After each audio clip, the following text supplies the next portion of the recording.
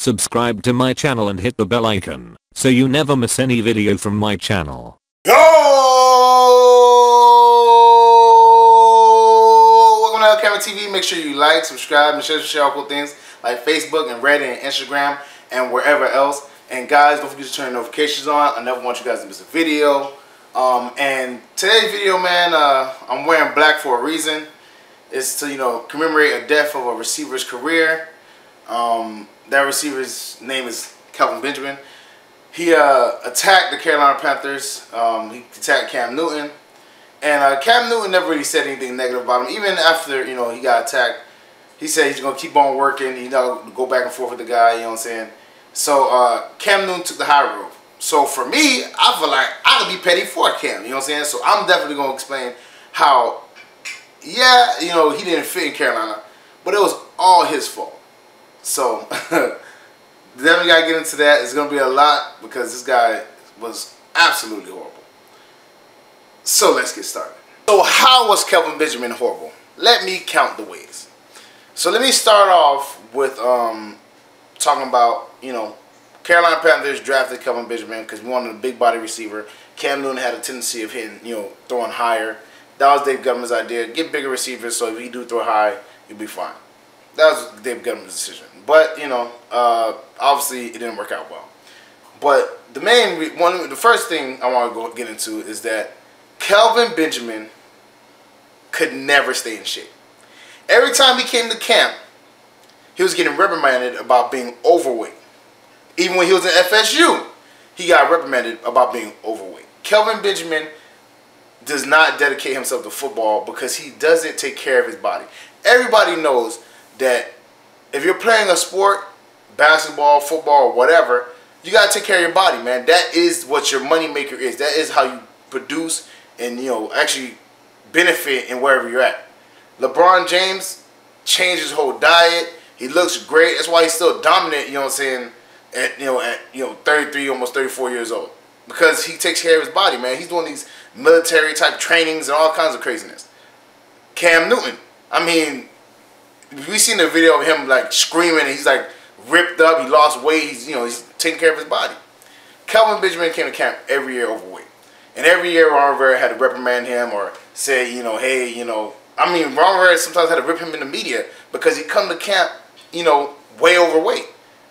How could you be a star receiver, or a #1 receiver, and you come into camp all the time overweight?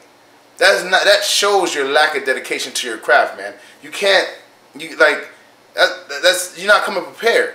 That doesn't make any sense. I mean, put down the chili dogs and whatever you're eating or whatever, you know what I'm saying? I don't know if you're chilling out with Sonic or whatever, you're eating chili dogs or fried chicken wings, or, stay away from KFC, man. Whatever you gotta do. But take care of your body, man. And if you're smart, you start to take care of your body now because Buffalo hasn't gave you a 5th-year extension and, a 5th-year option, whatever, and doesn't look like they're going to give you an extension either. So make sure you take care of your body, before you're a free agent and don't get signed by nobody. Because on the flip side of you, there's Mike Evans. And yeah, Mike Evans is not the greatest receiver, but he's definitely same size. But he actually takes care of himself. He's not coming to camp overweight all the time. So I guess we got the raw end of the deal. There's 2 6'5" receivers.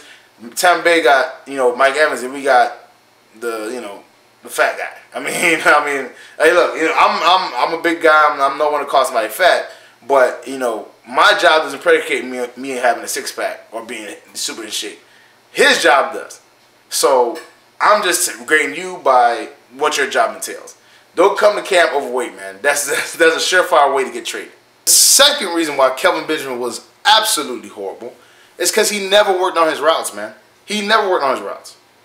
He's the same thing like Des Bryant because he never worked on his routes. Kelvin Benjamin always rounded out his routes. When you're supposed to do a slant route, you're supposed to do a cut. You're supposed to be, quick jerk motion. He never did that because he never worked on his routes. He always rounded out his routes. That's why people knew where he was going because when you round out your routes, you're basically telegraphing where you're going to the defense. That's why Antonio Brown is such a dynamic force. That's why Odell Beckham is such a dynamic force because they're very good route runners. I mean, there was just there was just NFL analysts talking about it the other day. They were saying they'll take route runners over athletic guys. Why? Because athletic guys, yeah, you know, they might make the spectacular catch and they might do this, they might do that, but their body breaks down over time, and then they have nothing to hang their hat on after that. Whereas a route runner, if you get an athletic route runner like Odell Beckham, you know, or you know, Julio Jones, or you know, whatever, any of these athletic route runners, even when their athleticism, Larry Fitzgerald, even when their athleticism falters or, you know, decreases over time as they age, they still can run crisp routes and still get open. They still catch passes. But Kelvin Benjamin didn't have that. He didn't have that reliability. He didn't have that as a fallback plan because he didn't run good routes, man. He's talking about Cam Newton's accuracy. He can't even run routes. I mean, that's probably why he tore his ACL, because when he tried to do a quick jerking motion, he tore the knee up because his body wasn't used to it. The man was a horrible route runner. And, you know, it's sad, too, because you got people like Calvin Johnson, who was 6'5", also, took care of his body and ran routes. I mean, don't get me wrong, Calvin was definitely a jump ball receiver. You know, he was very athletic and all that stuff, but he ran routes, unlike Kelvin Benjamin. Kelvin Benjamin was too busy, you know, pigging out to practice, to hone his craft, man.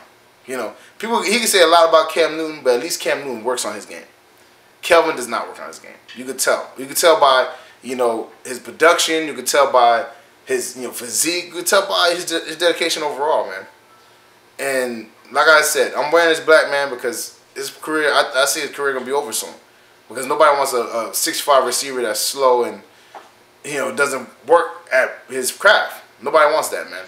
And the worst part about Kelvin Benjamin, and the reason why he's so horrible, is because if you're a big receiver, you're a jump ball receiver, at least catch the ball, man. At least catch the ball. Kelvin was notorious for drops. He was dropping passes in FSU. He dropped the passes on Carolina. Everybody talks about Kelvin Benjamin's rookie year, and he had like 1,000 yards. Great. He had a great 1,000 yards. But you know what his catching percentage was? You know what he should have had that year? A lot more. Pro Football Focus rated his catching, you know, his targets and his catches. He had 145 targets and 73 receptions. That's 50%. That's literally 50-50. You're a #1 pick and you're a 50-50 player. That's what you are. Half the time you catch the ball, half the time you're not. I mean, he dropped so many passes, man. And that was his best year. His rookie year, he was 50%. I mean, for his career, he hovers around like 55, you know, maybe percent, whatever, catching. I mean, Antonio Brown, Jarvis Landry, Julio Jones, DeAndre Hopkins, these guys are on like the high 60s, 70s, man. I think one year Jarvis Landry had like a 75% reception rate. Come on, man. And you in the 50s? And you talking about Cam's accuracy? Come on, bro. You are a bigger, slower Ted Ginn. Ted Ginn had bad hands. But I'll take Ted Ginn over Kelvin Benjamin any day of the week. Because why? Because when Ted Ginn, you know, at least he could burn the you know, cornerback. And you know what I'm saying? If he burns you and he catches the ball 50-50, he's going to probably score. Kelvin Benjamin never had yards after catch because he was too slow. He ran like a 4.5 and he was always overweight, so maybe he was like a 4.6 really. He was, you know what I'm saying, he should have been a tight end. And I don't know he'll be a good tight end because he doesn't catch the ball well. But whatever. He was big, he was slow, he doesn't catch the ball well, he doesn't run good routes. I mean, come on, man. Like, and you had the audacity to bash Cam and his accuracy. He said, I wish if I had a quarterback like Aaron Rodgers, Eli Manning, or Big Ben. Are you serious? You think they would want you? Come on, man. They don't want you, man. That's what they didn't waste a draft pick on you, and they wouldn't have wasted a draft pick on you because you're big and slow and sorry. Right? So don't attack Cam Newton for your own misfortune. Don't attack the Carolina Panthers saying that we weren't a good fit. Because after we traded you to Buffalo, you only had like 275 yards and 1 receiving touchdown. So it wasn't like you was tearing it up when you went to another team. And what you gonna say? Oh, you need a great quarterback to be good? DeAndre Hopkins had some of the sorriest quarterbacks. He had T.J. Yates, Tom Savage. He had some trash receivers. And I want y'all to go look up his stats, man. He had a 1,500-yard season. He had a 1,300-yard season. He had a 1,200-yard season with subpar quarterbacks. But Kelvin's talking about, oh, he needs a quarterback to. Come on, man. You trust me, bro. You're not. You need to look yourself in the mirror. You know what I'm saying? You need to, water yourself to the mirror and look yourself in the mirror and realize that it's you, bro. Steve Smith said the same thing. And you know why Steve Smith said the same thing? And Steve Smith's not biased. Steve Smith definitely is not biased with the Carolina Panthers. But he kept it 100. He was like, listen, you blame everything on them. What about you? You came to camp overweight. You didn't run routes well. You didn't catch the ball well. But everything's their fault? Come on, man. Kelvin, you are a sad story, man. You're a sad story. Nobody in Carolina was talking about you. Nobody cared that you got traded. Nobody badmouthed you. And then all of a sudden you want to come out and take shots at the Carolina Panthers and Cam Newton because you're disgruntled. You know what I'm saying? I always feel like this, man. Look inwards before you look outwards. Check yourself out first. Correct yourself first before you start going to point the fingers. You know what I'm saying? Before you point fingers, get yourself right. You know what I'm saying? Isn't that the pot calling the kettle black? I don't know, man. Kelvin.